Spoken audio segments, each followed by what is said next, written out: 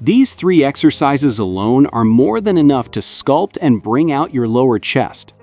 Picture that moment when you stand before the mirror, feeling something slightly off about the bottom area of your chest. In the beginning, most lifters don't even realize it's there, but as their physique starts to take shape and definition sets in, that imbalance quietly becomes more visible, and eventually it's impossible to ignore. What's interesting is how many people pour countless hours into building thickness in the middle chest or chasing fullness at the top, never realizing that neglecting the lower section actually ruins the overall shape and harmony. The chest, together with your abs, defines the entire front of your torso. So when the bottom section is left underdeveloped, you end up with that hollow, split look that destroys symmetry and aesthetic flow. Some lifters will argue that chest is chest, that all pressing motions do the same job. But the reality is far from that. Training each region specifically not only enhances balance, but also makes your efforts much more productive. And this doesn't just apply to professional athletes or stage competitors. Even if you're simply training to look better in the mirror, developing every segment of your chest creates a noticeably stronger, more complete, and more attractive physique. Beyond appearance, there's also the matter of function. Your chest does far more than just press weight straight forward. Countless athletic movements and even daily actions rely heavily on the lower portion of the pecs, whether it's pushing upward, stabilizing your torso, or maintaining efficient arm movement. That's why each variation you perform should be viewed as a unique tool serving a specific purpose. Today, I'll break down the 3 most effective movements that isolate and stimulate the lower chest like nothing else. None of them are magical shortcuts, but when done with patience, proper form, and control, they can completely transform how your chest looks, feels, and performs. Stick around until the end, because I'll also explain how to integrate these exercises seamlessly into your current workout routine without disrupting the progress you're already making. Let's start with the first one, the high pulley crossover. This movement is one of the most underrated chest builders out there. A lot of people see it just as a finishing exercise, but when performed with the right tweaks, it turns into an incredible hypertrophy tool. Because the cables pull downward from above, the resistance aligns perfectly with the direction of your lower chest. The contraction at the end is intense, especially when your hands come together near your abs. Unlike dumbbells or barbells, cables maintain constant tension throughout the entire range of motion, removing those dead spots where gravity usually lets up. Here's how to perform it correctly. Set the pulleys to their highest position and grab the handles with your palms facing down or slightly inward. Step forward into the center of the station, keeping one foot slightly ahead of the other. Lean your torso a bit forward and maintain soft knees for stability. Open your arms wide to feel that deep chest stretch, then pull the handles down and forward toward your belly button. When your hands meet, squeeze your pecs hard. That's where the lower chest fires up. Control the motion as you return to the start. A few pro tips to get the most from this exercise. Hold the contraction for 1 to 2 seconds at the bottom of each rep and really focus on crushing the lower pecs. You can also try crossing one hand slightly over the other at the end for an added squeeze. Just don't overdo it. And here are some mistakes to avoid. Don't swing your torso or use momentum. That usually means you're going too heavy. Lighten the load and let your chest do the work. Avoid arching your back or twisting your spine, as that takes the focus off your pecs and can cause strain. Finally, don't pull straight across at chest level. That shifts the emphasis to the mid-chest. Adjust your torso angle until you feel the burn exactly where it belongs.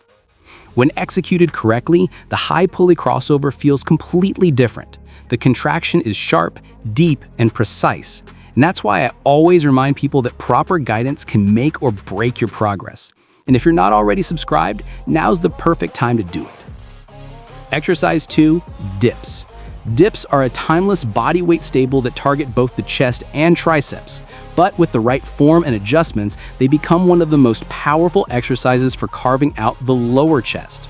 By changing your torso angle and hand position, you can shift tension away from your triceps and directly into that stubborn lower pec region, giving it the focused attention it deserves.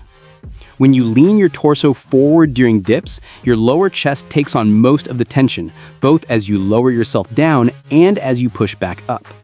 Unlike isolation movements that work a single muscle at a time, dips are a compound exercise, which means they activate several muscle groups simultaneously: the chest, triceps, shoulders, and even the stabilizing muscles in your core. This full-body engagement not only builds impressive strength, but also creates a powerful hypertrophic response, triggering muscle growth once your body adapts to the workload. How to perform dips with precision. Step 1. Grab the parallel bars firmly with your arms locked out at the top. Keep your posture controlled and shoulders down. Step 2. Adjust your grip width carefully. A grip that's too wide can strain your shoulders, while one that's too narrow shifts the focus almost entirely to the triceps. The ideal position keeps your elbows slightly tucked, protecting your joints while maintaining chest engagement. Step 3. Lean your torso forward just enough to engage your chest. Avoid going so far that your back begins to round. Step 4. Slowly bend your elbows to descend, lowering yourself in a controlled motion. Go as deep as your shoulder mobility comfortably allows without pain or pinching. Then press yourself back up by driving through your chest and squeezing your lower pecs at the top. Avoid using momentum. Instead, think of every rep as a deliberate, muscle-controlled movement. Keep your neck neutral, shoulders steady, and your core tight throughout the set. This ensures balance, safety, and maximum chest activation. How to make dips more challenging. If your body weight alone starts to feel easy, there are several ways to intensify the exercise. Add resistance. Use a dip belt with weights or hold a dumbbell between your feet. The extra load increases tension and builds greater mass. Slow down your tempo. Especially focus on the lowering phase, the eccentric portion. This extra time under tension is one of the most effective ways to stimulate muscle growth. Maintain a subtle forward lean. Staying perfectly upright will shift most of the work to your triceps. A slight lean forward helps recruit the lower chest fibers more effectively. Common mistakes to avoid. Dropping too quickly. Descending too fast reduces muscle activation and can easily strain the shoulders. Control is key. Overleaning or rounding your back. A small forward tilt is ideal. Too much lean or poor posture raises the risk of injury. Half reps.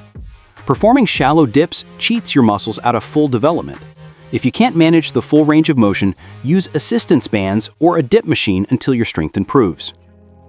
What makes dips so valuable isn't just their ability to add mass to the chest, they also develop stability, coordination, and overall pushing power. Dips strengthen your stabilizer muscles, challenge your core, and improve shoulder control, making you stronger in every pressing movement you do. Once mastered, dips can completely reshape the lower chest, giving it a dense, sculpted look that few other exercises can achieve, especially when paired with complementary movements in your program. 3. The decline bench press. Now, let's talk about the decline bench press, an exercise that doesn't get nearly as much appreciation as it deserves. Many lifters skip it altogether, and some gyms don't even offer a decline setup. But that's a huge oversight, because the decline press is specifically designed to target the lower chest more effectively than almost any other movement. Compared to the flat or incline press, the decline angle naturally shifts the resistance toward the bottom section of your pecs. And if you enjoy lifting heavy, the decline position allows you to do so safely and comfortably while still maintaining proper form. How to set it up. Adjust your bench to about a 15-degree to 30-degree decline. You don't need an extreme angle to get results. Secure your feet firmly in place to anchor your body. Lie back so your shoulders and lower back are supported. Grip the bar slightly wider than shoulder width apart. Start with the bar positioned above your chest. Lower it slowly and under full control toward your lower chest or sternum. Press back up, concentrating on contracting your lower pecs through the entire motion. Tips for better results. Avoid locking out your elbows at the top. Stopping just short of full extension keeps continuous tension on your chest. You can go heavy here. Use sets of 6 to 10 reps for strength and mass, or moderate weight with intensity techniques like slow negatives and pauses. If you're training alone, don't hesitate to ask for a spotter. The decline position can be tricky to unrack and re-rack the bars safely. Mistakes to avoid. Never lift your head or strain your neck during the press. Keep your eyes on the ceiling and your neck neutral to maintain alignment and avoid injury. All three of these exercises, high pulley crossovers, dips, and the decline bench press, bring their own strengths to your training. When combined, they form a complete approach to building a well-developed lower chest. If you've noticed that your lower pecs lag behind the rest of your upper body, start by adding 2 of these movements into your weekly chest sessions and track your progress closely. Here's an example of a balanced chest workout for anyone struggling with lower chest development. Incline dumbbell press, machine flat fly, decline bench press, high pulley crossover. This combination ensures that every area of your chest, from upper to lower, gets the attention it needs for both strength and aesthetics. When your upper chest starts to lag behind, focus on a routine that emphasizes that region directly. A solid combination includes the incline dumbbell press, flat dumbbell press, incline fly, and the high pulley crossover. These movements complement one another perfectly, ensuring that both the upper and lower portions of your chest develop evenly and proportionately. Dialing in these finer details, your exercise selection, form, and intensity can completely transform how your chest looks and responds over time. Remember, building a great physique doesn't happen by accident or through workouts alone. It's also shaped by what you do outside the gym. Your recovery, nutrition, sleep, and discipline all play an equal role in the results you see. Thanks so much for watching this video. If you found it helpful or learned something new, share your thoughts with us down in the comments. We always appreciate hearing from you and seeing how your own progress is going. And if you haven't already, make sure to subscribe to the channel for more in-depth training breakdowns, tips, and routines that help you build a stronger, more balanced physique week after week.